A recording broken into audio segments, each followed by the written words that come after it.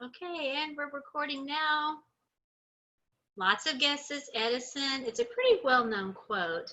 I haven't failed. I've just found 10,000 ways that won't work. Oh, I like that, Angie. Yes. There's another one very similar, right? Like those who haven't failed, haven't tried anything new. Very similar. Hey, Sue. Welcome. Nice to have you. Hello, Pamela. Hello, Rocio. Hello, Patricia. Good to see you. Hello, Cheryl. Hello, Pauline. Hi, Kelly. It's good to see you all. It's great to scroll through and put faces with the names. You see so much on emails, for sure. Thank you, Patricia. Okay. We're all going to stay on mute until portions of our time when we're sharing and chatting, just so we have, because it's, we're all doing life, right? We're all juggling kids and family right now, so that'll help with the background noise. So good to see everyone. I think we are close to start time. Yep, we're 3:01. We're going to get going. I'm just looking at chat really quickly. Okay, so if you're just joining us, we were just trying to guess who actually said, I haven't failed, I've just found 10,000 ways that won't work. And as is always the case in history, there's some discussion about how that quote actually went and why it happened. Some historians say it was in relation to the light bulb, and some say it was in relation to a battery, the discovery of the battery. So those of you that said Edison, you are correct. All right, so if you haven't already, please grab a little piece of paper, just one piece, and a pencil if you would. Everyone have that? Okay, and also for those of you that are attending, there is a drawing. We'll have everyone's name put on the spinner. Shannon will do that for us when she joins us, Miss Air, and the winner will get a $20 gift card for Amazon. So yay, yay you. Shannon and I don't get to participate though. All right, let's go ahead and get started. I'm going to share my screen with you. Does everyone have a piece of paper and a pencil? We need to wait for you guys. Let me know.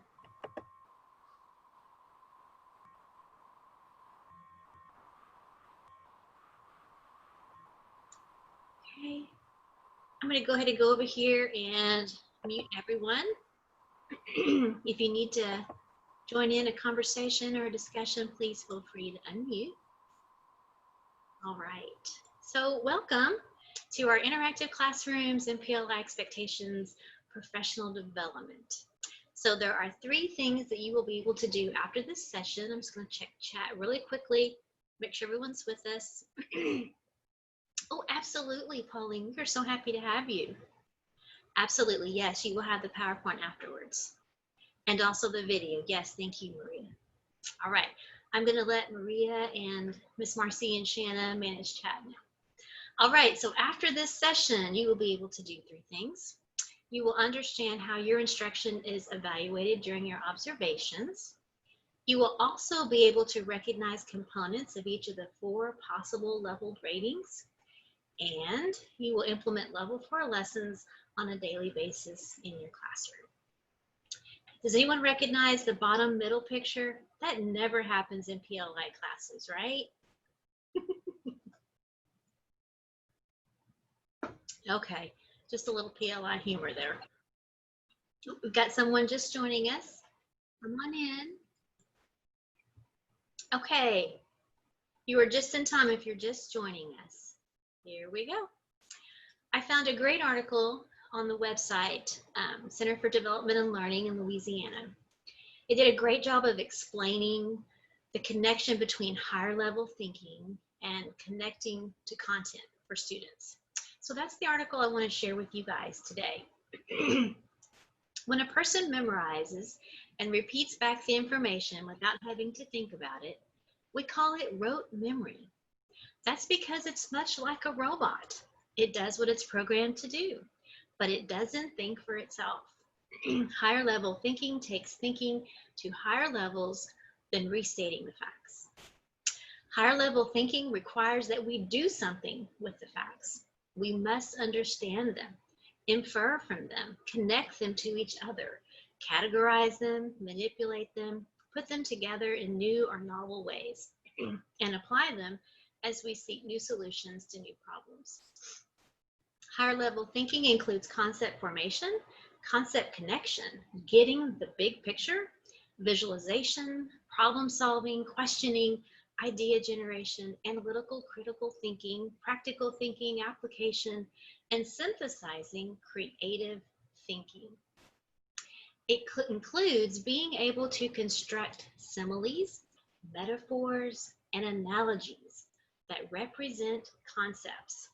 Robert Sternberg, a well-known professor of psychology, says that successful people consistently and interactively use analytical, creative, and practical thinking.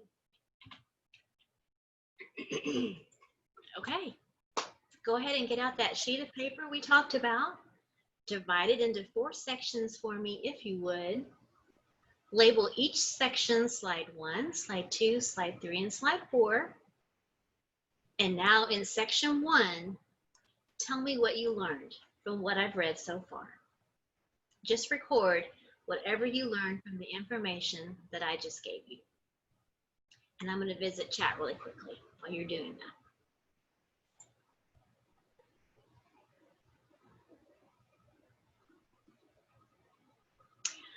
Oh, Manuela's not seeing the PowerPoint. Are y'all seeing a PowerPoint? Okay, I'm seeing some nods. Everyone can see the PowerPoint. Manuela, are you able to see it now as well?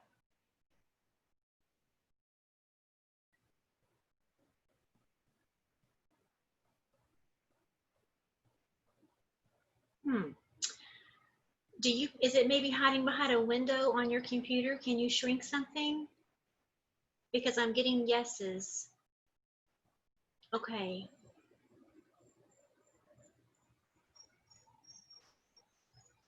Chris is saying use 2 screens. It's hiding behind something. I would start minimizing. Okay. Chris, I'm going to let you connect with Manuela via chat, and see if you can help her out. Okay, if anyone is still working on their square one, let me know if you need a few more minutes. Just real quickly, write down what you took away from the information I've given you so far. Okay, looks like everyone's ready.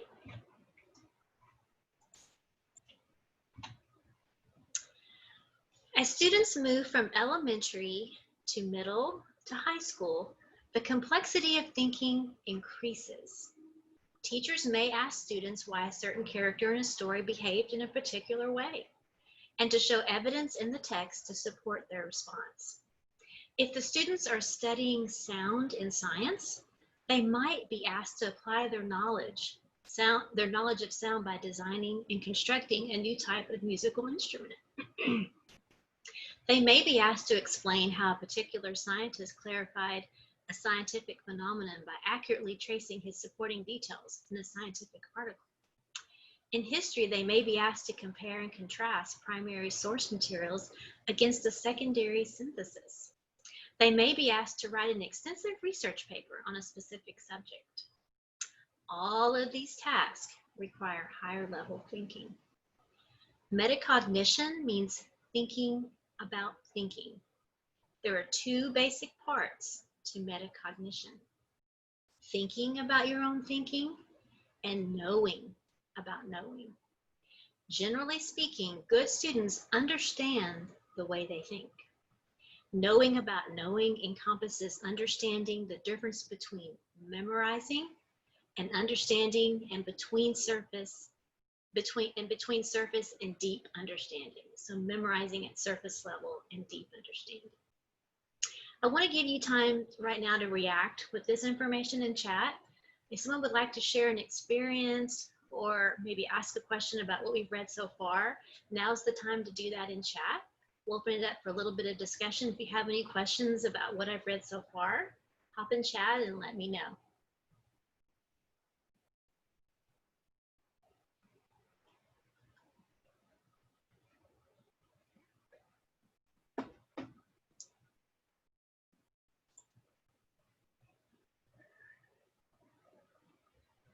I like that. Keisha, would you unmute and tell us a little more? Yeah, so I don't have geometry here with proximity learning, but that's what I taught that every year when I was in a classroom. The students always want, especially when it's time for proofs, they want to just say, well, it's because we just learned that there are 180 degrees in a triangle.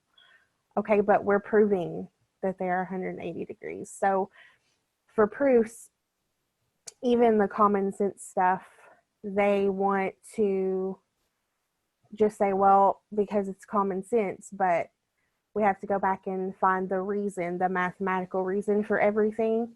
And it really frustrates them. So when we just talk about how it's thinking about the way they think, then they feel better about it. And they always came back when they were in Algebra 2 and told me how much it helped them with Algebra 2 to go back and just think about what they learned in geometry and to break it down, even if their teacher didn't do that. So I always thought that was interesting. They hate it in the moment, but it helps them in the long run. Absolutely. It's not always easy to think about thinking and to know if you know, right? I was just reading what Christine wrote, which ties back into our quote for the day. Sometimes understanding what you don't know and going through the process and failing is part of understanding more, and realizing what you don't know also helps you realize what you do know. Very great, but awesome. Very good. Marcia, this type of approach is ideal for differentiating and meeting needs of different levels of learners. Absolutely. Absolutely. So there's a lot of discussion between thoughts that higher level learning, higher level thinking is just, it's genetic. It's part of your IQ. And now we're learning more and more that it can actually be taught, and it can be taught in a very sort of formulaic way by connecting with content. Absolutely, Angie. To be able to defend what you know or don't know, to be able to self-evaluate and then also support your thoughts. Absolutely. Very good. Good job, guys.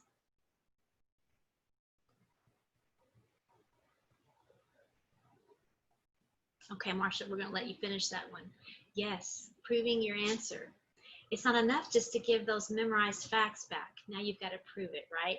Not surface level, going a little bit deeper. That's a very good point, Deborah.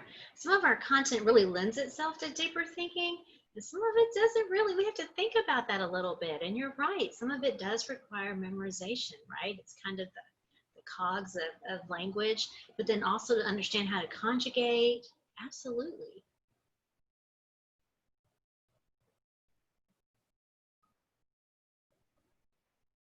Absolutely. Good point, Marcy. Okay, good job, guys. All right, if you would, thank you all for joining in. That was a great discussion. I appreciate it. If you would now write in the second block and tell me what you took away from the information on that slide.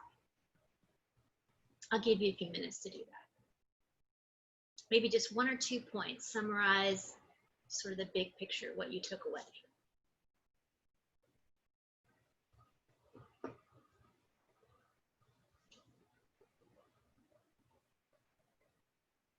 Matthew, how's that pace?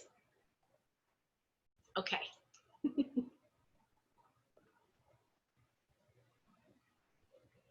Okay, does anyone need a few more minutes? Hop in chat. This is what I do with my students sometimes. And this goes along with self-evaluating and knowing what you know and understanding your strengths and weaknesses. I say, hey, if you're feeling great, send me a 3. If you need a little more support, 2. If you're really struggling, you really need some one-on-one time, send me a 1. So if you guys would just send me a 1 if you need more time. All right, looks like we're ready to go on.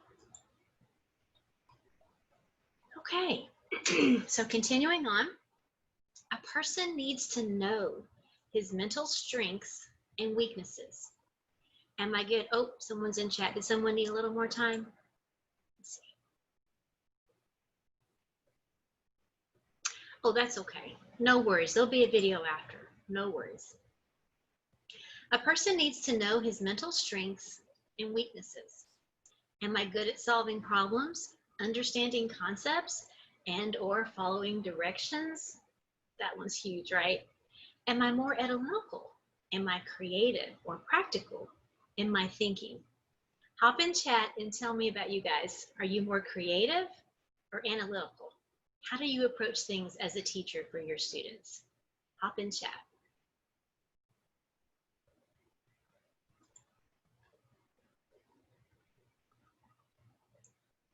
Lots of creative, some analyticals, both. I like that. So you kind of go back and forth depending on the subject. I've seen that a lot too. Creative and playful, yes. Absolutely. So, Chris, would you unmute and tell me a little bit about how creativity plays a role in your lessons?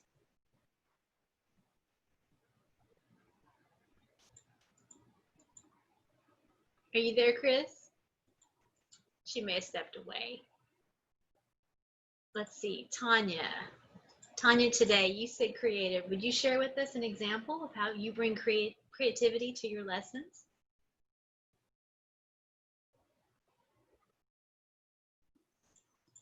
Am I there? Just Yes, needed to make. I hear you now. Okay. Yeah, my last name is really funny. I always tell the kids it rhymes with your favorite day of the week. It's Friday. So I'm sorry. Friday. No, it's cool. It's cool. No, that's very important. I always tell my students, if I'm not saying your name correctly, please tell me. Names are important. Tie day, thank you. So the creativity, definitely within differentiation and pacing. You know, it's just like being in the brick and mortar classroom. The students, you know who's catching on and who is ready to move on, and you don't want to frustrate them because you don't want them to get bored. It all happens it's exactly the same way in the virtual distant learning environment. So the creativity comes in. I literally feel like every class I have 6 different lesson plans going on at the same time, but for every student to feel like it's completely streamlined into that one lesson plan. Yes. So it takes, that's where the high level of creativity comes from, so that it's not feeling like that to the students, but each individual student is feeling like, you do your breakout rooms, or you go over and you have, I use Nearpod in my classrooms now, and I can have something going on in Zoom at the same time I have something going on in Nearpod, at the same time that I have something going on in a slide that we're working on in a breakout room. And all 3 of those platforms are happening at the same time in my classes. So that takes a lot of creativity. It takes a lot, but it also takes, so that's the creative level. And then also the analytical side of me in keeping that organized and structured. I'm very thankful that that is the undertone of the classes, because you want each student to feel like it's individualized, but at the same time, they're not being pointed out about it. So that's my answer. Absolutely. Absolutely. So is everyone feeling good right now about the information so far? That first paragraph, does anyone want to add to it or ask a question here? Is anyone feeling pretty good? If you have questions at this time at all, just hop in chat and stop me, or if you want to make any comments, please hop in while I'm reading, okay? Moving on, do I learn best by listening, seeing, or doing, or by a combination of all 3? Which memory techniques work best for me? So as teachers, we have to evaluate the way that we teach, right? We have to somehow align it and balance with what we know our students need as well. The second part of metacognition is knowing how to monitor and regulate how one thinks and learns. I'm going to hop in chat. I see there might be a question here. Let's see. Okay, Chris is letting me know she's feeling good. All right. It is deciding how to best accomplish even a simple task by using specific strategies and skills effectively. For example, how would you go about the simple task of learning new spelling words? by analyzing them by phonemes or by syllables, by writing them several times. How many of you have written the spelling list over and over and over again? By spelling them aloud a number of times. Some of us are auditory. By spelling them aloud while simultaneously writing them. So at this time, hop in chat and let me know how you feel about that. So knowing how to monitor and regulate how we think. Have any of you ever given this a lot of thought about how you approach something?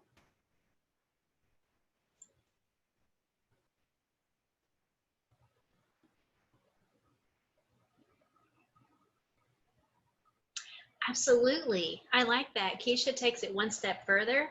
Even more so than knowing their strengths and weaknesses, they have to be able to articulate that to someone. They have to communicate those needs, right? Like Miss Cagle, I'm not really getting this. Do you have something that's written down for me to look at? I'm not getting it just from listening to you. Absolutely. Note taking, seeing and doing. Deborah's a very visual person.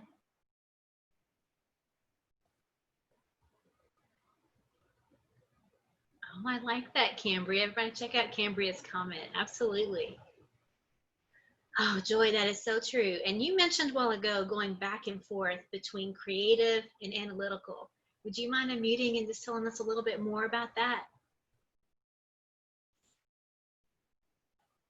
I teach art, so of course I use a lot of the creative techniques, but the students have to also learn how to apply techniques to famous artists, to looking at artworks. If they can't do the analyzing, then they're not going to be able to go to the higher level themselves.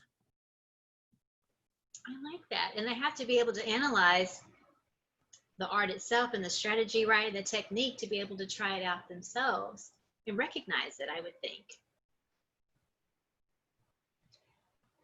So is that all you wanted to share, Joy? Do you have anything else, or did I lose you?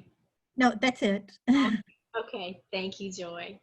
All right, I have one more person hop in chat. Let's see if anybody has a question or a comment. Abalasha is big on seeing and doing. And am I saying that correctly, Abalasha? Please correct me if I'm not. Anna Luisa is taking notes and seeing. Absolutely. How many of you in college never bought a book because you paid such good attention during the lecture and took great notes that you didn't even need to purchase the book? You simply gave it 100%, took notes, and listened to the lecture, and you were able to get through the courses. Laura, I always bought the book. I bought the book, but I kept the book too. Oh, Laura, I love it. I wish, Joy. All right. Thank you, guys. I appreciate y'all participating with me. I love hearing more about your backgrounds and your stories and things that you've done in the past with your students. I think it's helpful to all of us. All right, you know what's coming. Number 3, write in the square what you took away from this slide. What was your takeaway pieces? We'll check out some more chat. Oh yes, Pauline was mentioning reading the books more than once. Absolutely. Yes. My thought was budget-wise, the cost of the books, and then also lugging them around in the backpack. So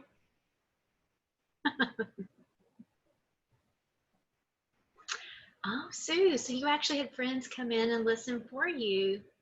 Did they take notes too? Now that's a real friend, to have someone come in your class, listen to the lecture, and take notes for you. Where were my friends in college? I didn't have any friends who offered to do that.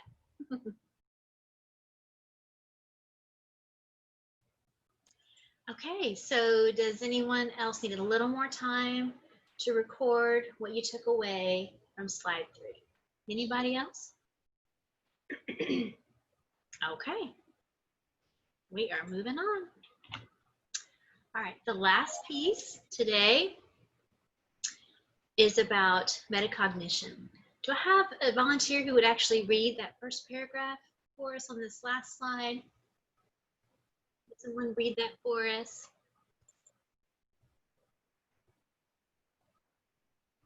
Can be with an American accent.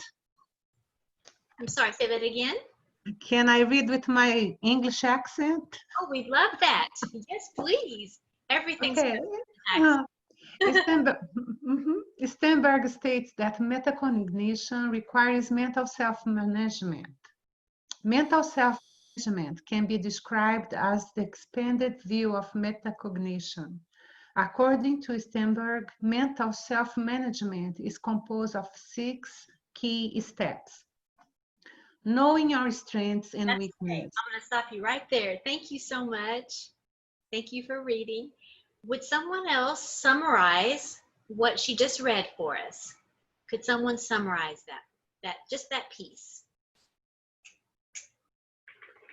Hop in chat and volunteer or raise your virtual hand.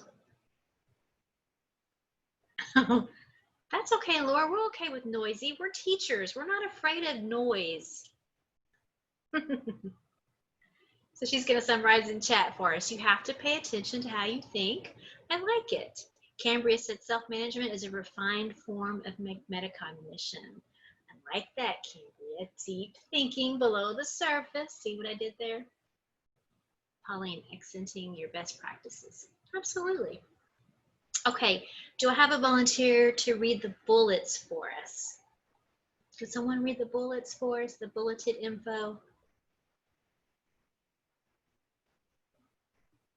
I'll read them. Okay, thank you. Hi. Hi. The 6 key steps are knowing your strengths and weaknesses, capitalizing on your strengths and compensate for your weaknesses, define negative expectations, believing in yourself, self-efficacy, seeking out role models, people whom you can learn, from whom you can learn, and seeking out an environment where you can make a difference. Thank you so much. Okay, so knowing your strengths and weaknesses. Can someone give me an example of when this has helped you knowing your strengths and weaknesses in life, in your career, or an example where you saw a student show an understanding of that and it really helped you provide support for them? Can someone share about that?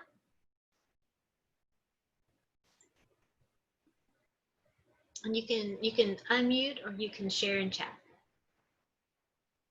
Strengths and weaknesses. How does this help us as teachers? Let's take it to a very specific level. If you know your strength as a teacher, as an educator, and you know your weaknesses.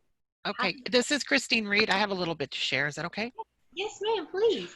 Okay, I know sometimes when I talk to kids in class and I talk to them about, use each other, help each other, or sometimes teacher ease is harder to understand than student ease. And so if you speak, to each other, sometimes you can use the words that make sense. But I know that when they are more aware of what their own strengths and weaknesses are, maybe what strengths and weaknesses are in other students, and understanding that identifying a weakness is not necessarily a negative thing, that I get a whole lot more peer-to-peer support in the classroom, and they're able to focus in helping other students with the content instead of just sitting around waiting for somebody to realize they're having trouble, or, feeling uncomfortable when asked to share or asked to help because maybe they're not quite sure how to go about it. Absolutely. Thank you for sharing, Christine. Thank you. Anyone else have something? I'm going to check chat really quickly. I'm finding my 8th grade reading class students are very reluctant readers, and they have a perception in their minds that they are poor readers. So I know that about them. They told me immediately, class number 1. So having that information of their perception on how they were as readers and what they thought about reading really has, guided my instruction and planning and connections with them, so that I can help them overcome, if I don't do anything else for them, help them perhaps feel better about reading and think differently about their reading abilities. Absolutely, Angie. So even though it may not be the reality, if their perception is that they're a poor reader, That's critical information for us to know as a teacher, isn't it? And we all know our perception is our reality. Child, adult, anyone, what you think is your reality. So it's an intuitive thing for them to know and to be able to try to help them with that. Absolutely. Thank you, Angie. I was just going to add something else about reading if I could. This is Belle. This is the General Assembly for School. Yeah, I think many of the students, like I had the joy of getting to be in lots of different people's classes, so I get to keep my hand in, so to speak. But, you know, for students that are so reluctant to read, I know it's so much not easy to do. Of course, me just subbing, it gives me more joy not having to have some of the other things all the other tasks. But, you know, reading out loud and instructing the students to follow along, you know, I think it sounds like a very basic tool, but it's been so valuable that, you know, I used to do Florida virtual school and do some things with them as well. But just that one piece of, you know, when we're not in that virtual classroom, we can't always see them. And to be able to say to them, I'd like you to follow along with me. Like I'll joke with them and say, hey, please don't be thinking about mom's fried chicken tonight or what your girlfriend's cooking you or whatever. Try to look along with me as I read. We talk about the 3 times. And sometimes you'll occasionally have someone who will actually admit, you know, I think I'm getting it better. I'm comprehending it better. You know, teaching the kids some of that basic stuff, I think helps them sometimes because they're so used to just kind of being able to turn off, disengage, tuning this out, you know, so it's going to help. Anything that brings them into what we're doing, right, that requires them, remember the article, to do something, to say something, to think something, to make a call, absolutely. Yeah, so I love all y'all's classes anyway, so thanks. Oh, thank you. We love you subbing for our classes. Good thing. Yes. Okay, so as adults, you know, we hope to try and capitalize on our strengths and compensate for our weaknesses. How can we do that? And I want to take this one specifically to teaching as well.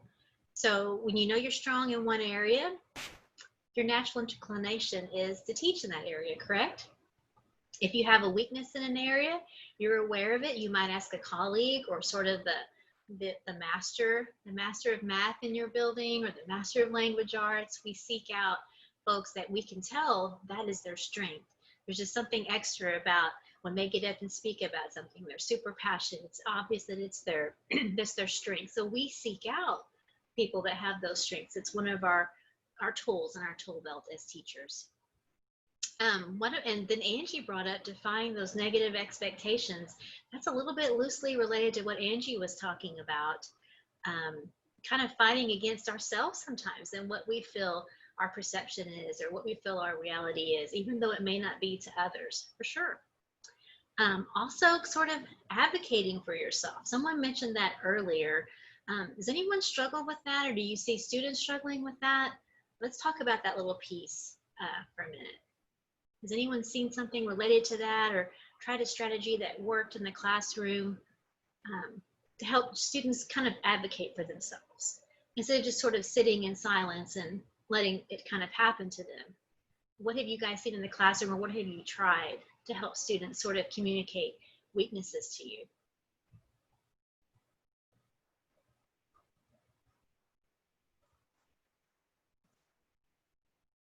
Well, Shelley, in an email discussion I had with you, you provided a really good strategy that you used, and I think you actually partially used it at the beginning of this, but was in the private chats where they were allowed to kind of do a self-assessment. And I've been using it, and it's been really good at, you know, increments throughout the lesson where they assess kind of where they are. Are they a 3, a 2, or a 1? And I write kind of what that means. If they're a 3, they should feel this way about, and they can do it, you know, in a private chat, and it does allow them to start identifying their strengths and weaknesses throughout the lesson. And it gives me an idea of whether I need to slow down, remediate certain areas, because if I see several 1s, or if I see a bunch of 1s and a bunch of 3s and there are no 2s, then I've missed the mark somewhere, because it does give me a better picture of kind of where their strengths and weaknesses are throughout a lesson.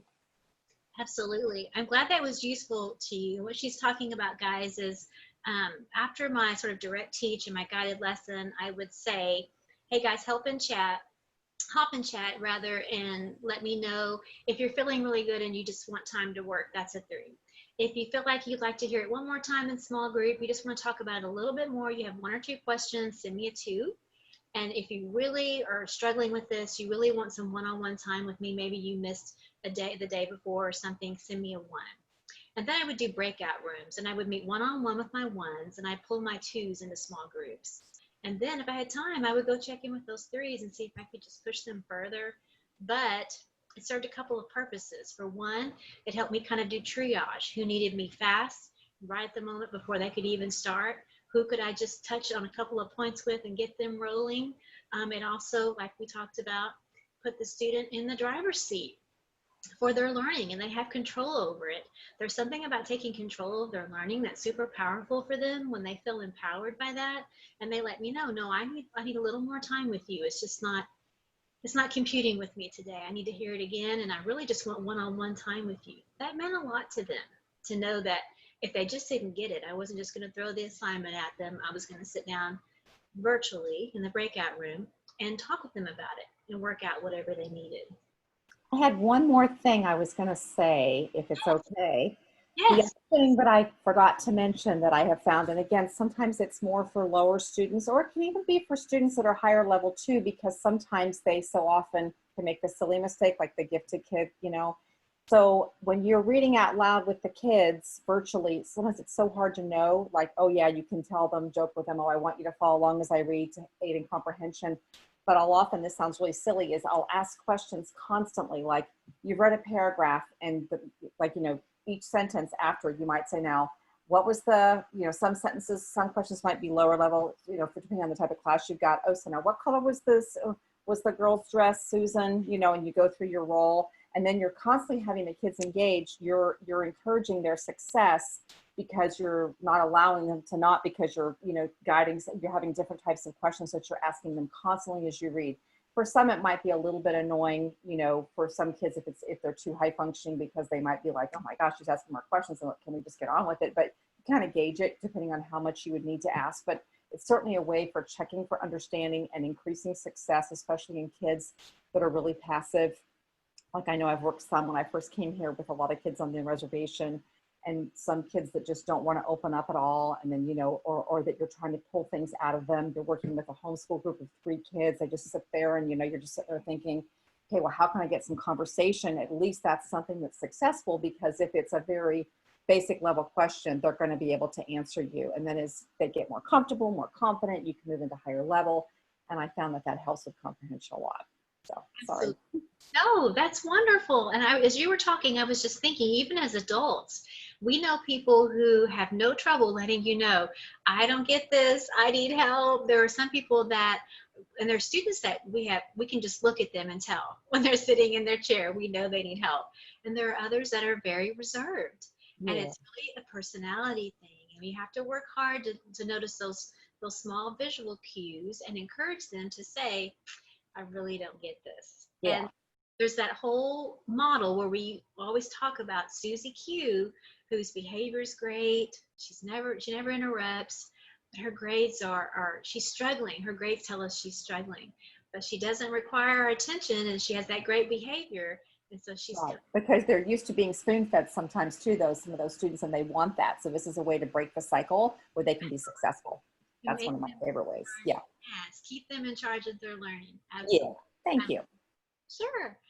And so we already talked about how we seek out role models, people from whom you can learn. I'm sure you guys would agree with me. I'm not really sure who was learning more when I teach. I'm not sure if it's me or the students, because I learn as much from them as I'm hoping that they learn from me.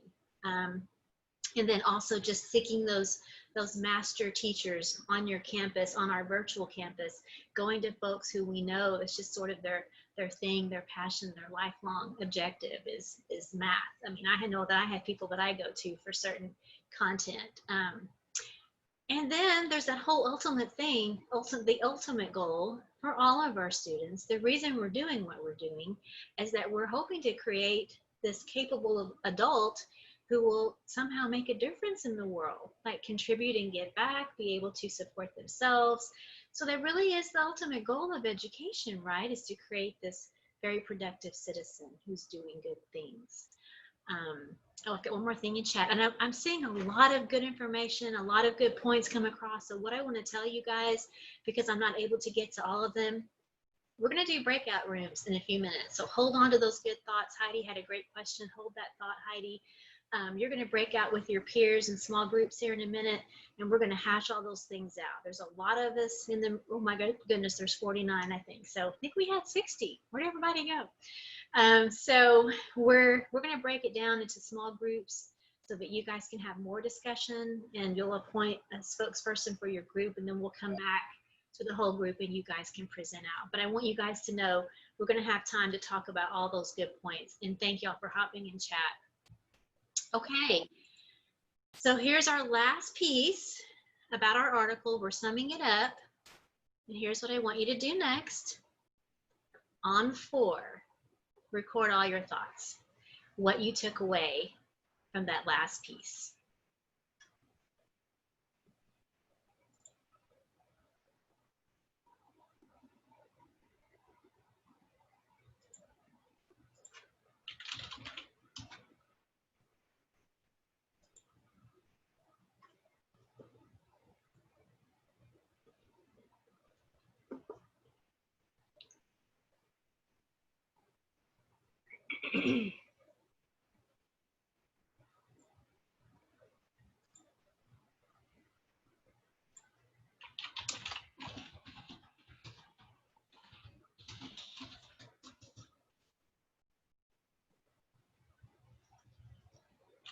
Also, those of you, if you want a quick restroom break, you want to grab a drink or something, now's a good time. I'll give you a few minutes to do that. I know we've kind of been fast and furious since we started at 3. So if you need that, just take a few minutes before we go to the next part.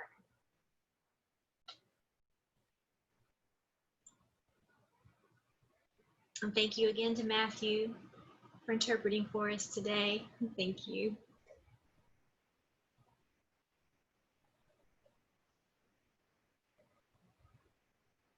No problem.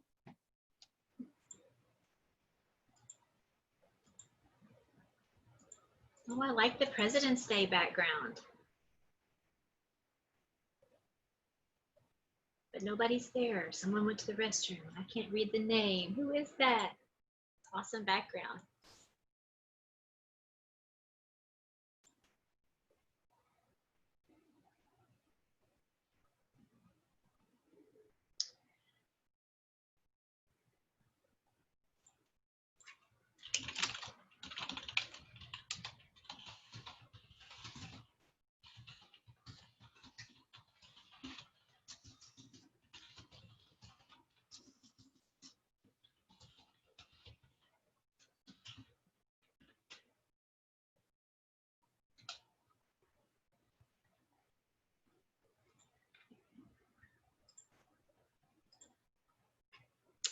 Okay, how are you guys feeling? Okay. If you need more time, let me know in chat.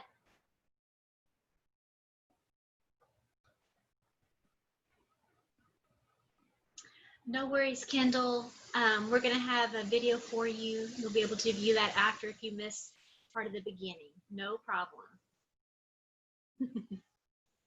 Oh, I like it. So Matthew, you're 4. You're feeling exceptionally good. Okay. All right. So we're going to go ahead and go on. Thank you all so much for all of your participation. You might have guessed somewhere along the way that I was actually using all 4 levels to teach you the 4 slides. And we'll talk about that in just a second. Equally important was the content of our article today. And so I just want to put this quote up here for us. We often think that a student's ability to engage in higher level thinking is determined by their IQ. But this is not the case. Great news, right? It's great news for me and our students, right? Higher level thinking skills can be taught and learned. So there's hope for us, right? Really important for us to know as educators, really important for us to know as virtual teachers for PLI, because we have to kick it up a notch. We have to take it to that level 4 we have to be interacting and connecting, making encouraging them to make connections in our content, connections with what they're thinking, with what they think they're thinking about thinking, knowing that they're thinking, knowing their strengths and weaknesses. All those things are super critical. I've got a comment in chat. Do this really quickly. Oh, it's okay. If you're just getting back from the restroom, it's okay. We're looking at our quote. Just knowing that it's not related to IQ. This is a teachable thing. There's a format for it. There's a template we can use, and we can take to whatever heights that we want. Really, what we want it to be the ceiling. You know, the sky's the limit. There's really no ceiling to what we can do to connect with our students. The next thing I want to look at with you, for those of you that are visual, speaking of strengths and weaknesses, when a member of the teacher effectiveness teams comes into your room, we're using this rating system. Level 1, as you might have guessed, and actually, let's do this real quick. Let's do this first. I want you to look at your paper, and I want you to look at your square 1, 2, 3, and 4. Let's talk a little bit about how much you had in the first square, second square, third square, fourth square, because by now you might have guessed my first slide, I was a level 1. I was a level 1 instructor. That was level 1 instruction. Our second slide was level 2. Our third slide was level 3. And our fourth slide was level 4. So look at the information you took away as a teacher with somewhat already a background, knowing about metacognition. A lot of us have had experiences and been exposed to articles and research. I want you to look at your squares and tell me your thoughts. Did you fill up more squares as we went along? Did you feel more connected to the content by square 3, by square 4? Hop in chat and tell me your thoughts. And be honest.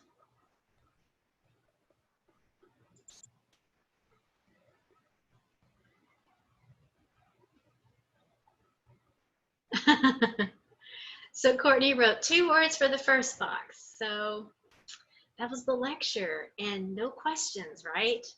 3 to 4 lines for the others.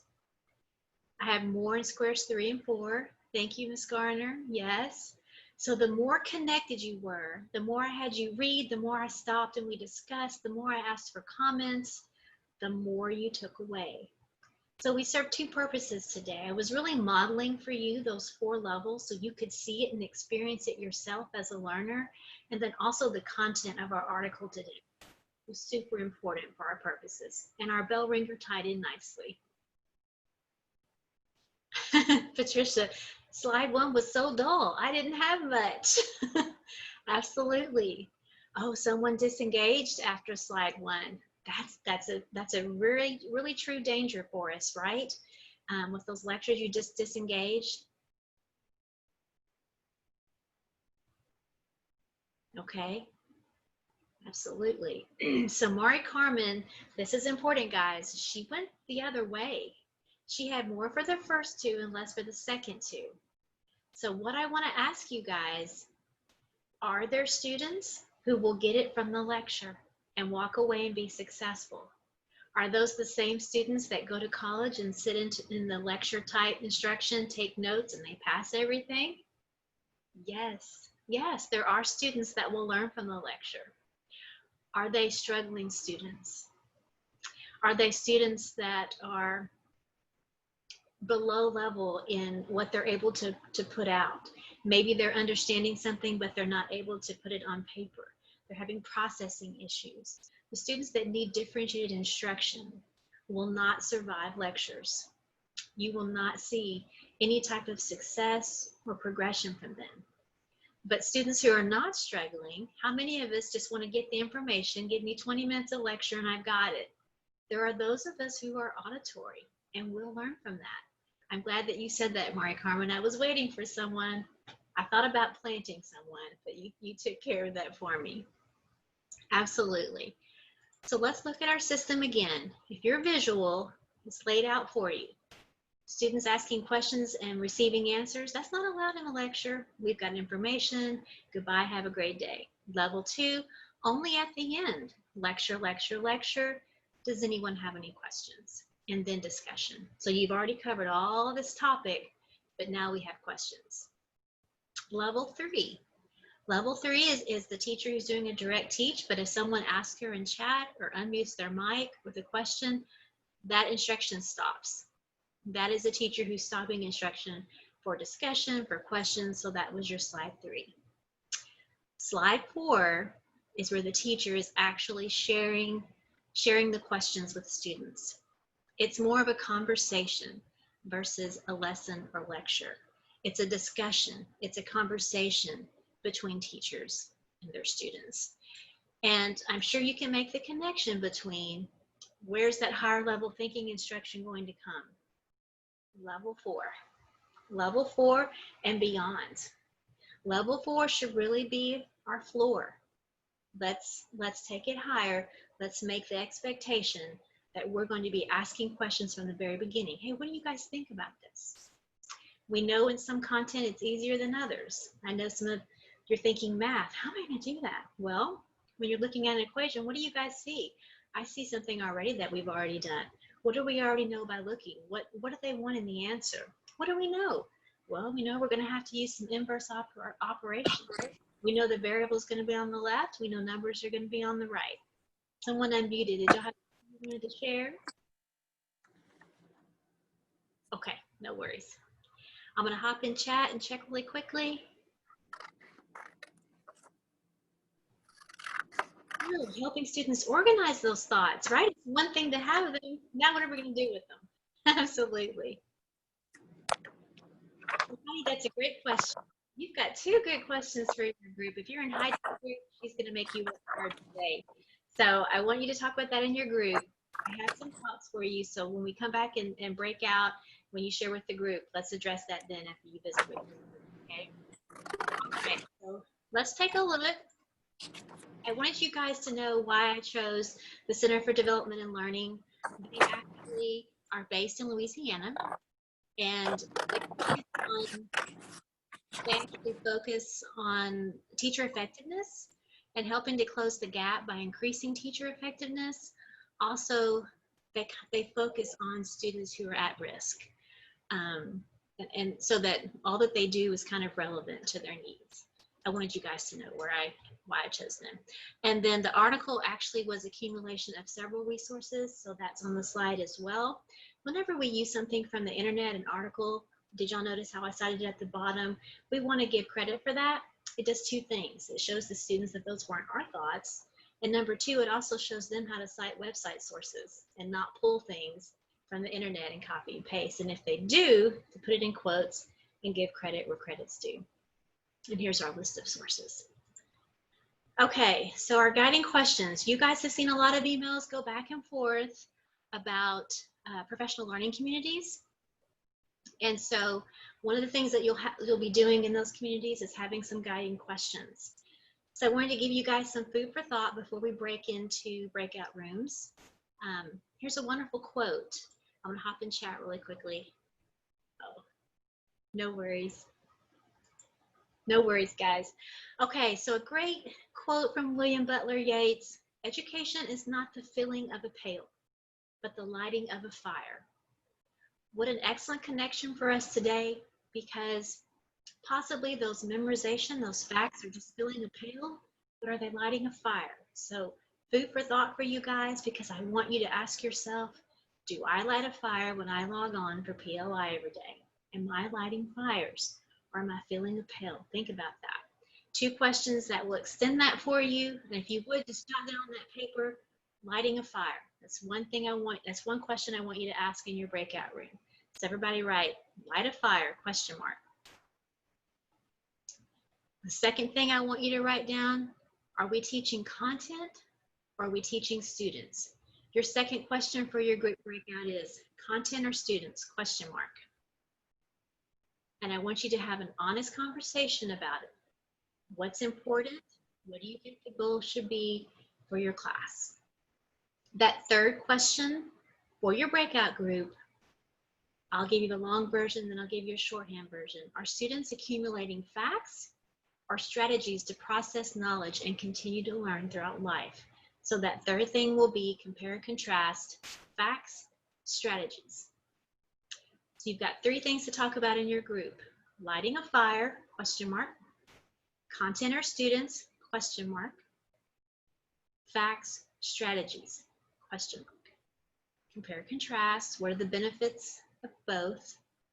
Which one is more important to our overall big goal of creating productive citizens who are going to give back and benefit our world?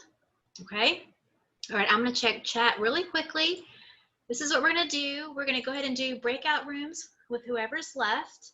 I'm going to come around and visit, and Miss Shanna, Miss Ayer is also a co-host. I think she'll also be able to roam. We'll see. We'll try that out. I've never tried that. But I'm going to pop in with you and record a little bit of your discussion. We'll do it for about 10 minutes. I'm going to check the time. Could someone put the time in for me just really quickly? Obviously, I left my phone downstairs. So we're going to do about 10 minutes. I'll be able to see the time. I'll be able to see the time on the computer after I take the slide up. Okay, does everybody have their questions? We're going to break out now. I'm very curious to see. It's already 3:58. Okay. So Marcy, tell me what you want to do. Do you want to? I didn't realize it was already 3:58. Yes. Okay, so no breakout. Maybe for next time, guys. Take these Next time. Okay, so guys, take these questions away with you. Think about them. In fact, we've got those PLCs coming up. We could take these questions to your first PLC in all of your content group. In fact, that's a wonderful idea. So make sure you've written these down. Take these to your PLC with you. I didn't realize it was already 4. You guys have had a great discussion with you guys. So we'll do that. Take these to your PLC. And that's the end. Nothing else for you guys. So I just want to thank you all. It's been amazing. I enjoyed our discussions very much. I learned a lot from you guys. Oh, you're so welcome, Christine. You're welcome, Cynthia. Bye, Stephanie. You're welcome. You're welcome, Manuela. Bye, guys. Thank you all for attending. Oh, we'll email out the winner of the Amazon gift card. Oh, you're so welcome. You're welcome. I'm glad you enjoyed it. Oh, you're so welcome. You're welcome, guys. I'll email those questions out for you guys too. Oh, I'm glad you enjoyed it, Pauline. You're very welcome, Sue.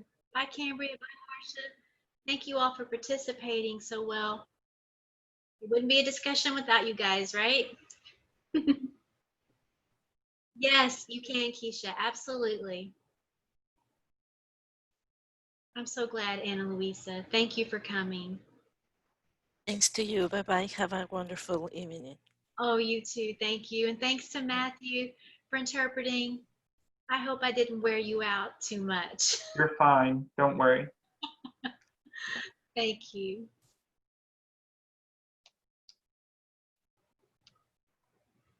I'm so glad. Thank you, guys. Thank you all for coming. Yes, people were talking a mile a minute. I love it. It's a good subject. Something tells me we're all passionate about teaching. I love it. Thank you all.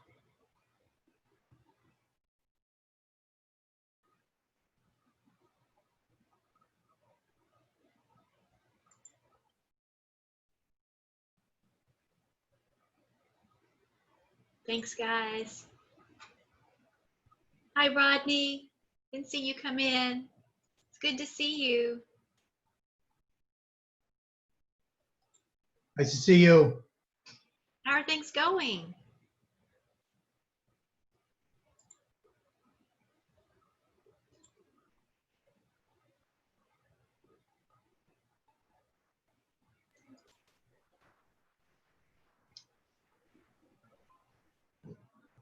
Bye, guys. Bye, Mari Carmen. Bye, Jamie.